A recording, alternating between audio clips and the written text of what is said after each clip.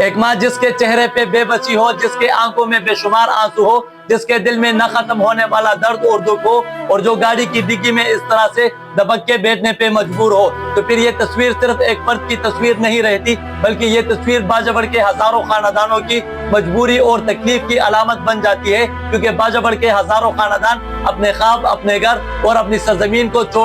پیچھے چھوڑ کے کہیں اور جگہ پہ نقل مکانی کرنے پہ مجبور ہو گئے ہیں۔ آپ سوچیں، اگر ایک ماں کو اس طرح سے اپنے گھر، اپنے خواب اور اپنی سرزمین اور اپنے خواہشات سے اس طرح سے بے دخل کیا جائے تو پھر وہ ماں کیا محسوس کرتی رہے گی؟ وہ ماں اس حکومت یا اس نظام کے بارے میں کیا احساسات رکھے گی یا وہ کیا اظہار رکھے گی؟ آپ کو بتاتا چلوں کہ اس ماں کے ہر آنسو کو میں نے پرکھا ہے، اس ماں کے ہر آنسو کو میں نے جانچا ہے، اس ماں کے ہر آنسو میں اس قوم اور اس نظام کو آواز ہے، اس قوم اور اس نظام سے ایک سوال ہے کہ کب تک باجوڑ کے عوام پہ اس طرح سے ظلم ہوتا رہے گا؟ کب ہمارے علاقے میں بھی امن آئے گا؟ کب ہمارے علاقے بھی اتنے محفوظ ہو جائے گے کہ پھر باجوڑ کی کوئی ماں اپنے آنکھوں میں آنسو لیے اس جگہ سے یا اپنی گھر سے یا اپنی سرزمین سے کسی اور جگہ پہ جانے کے لیے مجبور نہ ہو؟ تو خدا را اپنے لوگوں کو مار کے آپ نہیں جیت سکتے، اپنے لوگوں پہ رحم کرے، اپنے پاکستانی عوام پہ رحم کرے، اپنے باجوڑ کے لوگوں پہ رحم کرے۔